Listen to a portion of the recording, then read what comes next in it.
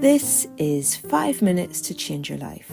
My name is Joanne Mallon. I'm an author and coach. I love helping people make wee changes that make a massive difference in their lives. Give me 5 minutes of your time today. Just might change your life.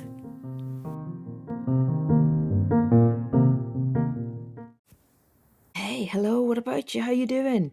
I feel like I should call myself the voice of doom today, the voice of doom scrolling, because nobody ever felt good out of doom scrolling, did they?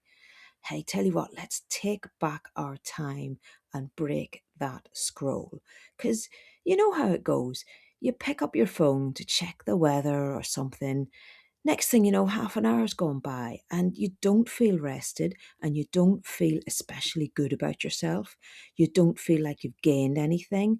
Instead, what you've lost is the most precious resource we have, which is, of course, our time. So, how do we break this cycle? First up, I want you to notice when you do it because most scrolling isn't random, it is triggered. It happens when we feel bored, tired, overwhelmed, or we're avoiding something. So that's your first tip. Become aware of your triggers. Start to notice when it is that you reach for your phone and ask yourself, what am I feeling right now?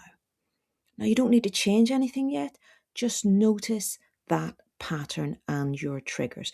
Awareness is always the first step in any kind of change. This is reminding me now of when my cat Dennis passed away recently. And it was a really sad time. And I remember saying to my daughter, I wish that I played one of those mindless app games right now because I would love to numb this feeling of grief. A wee bit of Candy Crush or Tetris might have been quite a good distraction. And in the end, we did a jigsaw, which had a similar kind of effect, but it was much better because we did it together. So there was still human connection in there, unlike wasting time on your phone, which tends to be a very isolating experience. So, yeah, take up jigsaws. There's another option. Okay, next time you go to open an app, I want you to pause for a second or two and ask yourself, what am I here to do? If you have a clear answer, great, fine, crack on, fill your boots. If you don't, that is your cue to reconsider. This wee pause interrupts the automatic behaviour and puts you back in control. Because you don't have to quit scrolling altogether. You just need to choose it and be intentional about it. You could even set a simple intention like, I'm going to scroll for 10 minutes to relax. And set a timer if it helps, because there is a timer on your phone, don't forget. This turns scrolling from something that happens to you into something that you decide to do. And that shift makes a massive difference in how it feels. Another thing you can do is instead of relying on your own willpower, make scrolling slightly harder. So you could delete some of them apps or at least move them off your home screen. You could log out after using them, log out your social media, so then you have to log back in. You could also turn off as many notifications as possible. These wee changes add just enough friction, just enough of a bump in the road to make you think twice before opening those apps again. And often that's all we need.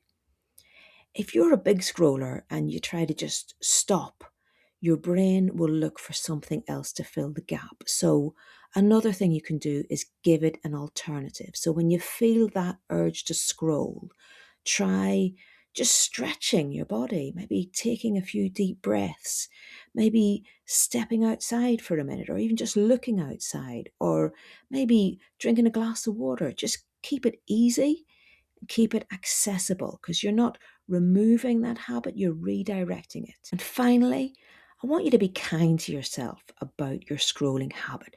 Doesn't make you a bad person. Remember that millions of dollars have gone into making apps and smartphones addictive, to make them grab and hold your attention. And that's quite a lot to push back against.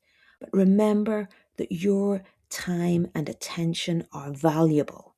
That's why those apps and smartphones want them. but you deserve to spend your time and attention in ways that actually feel good. So thank you for spending this time with me today. I really appreciate it. Thank you so much for supporting the podcast. I'd love a few more ratings and reviews if you could possibly leave one today, or you can always show your support by sticking a few quid in the Ko-fi jar. I will speak to you soon. Bye.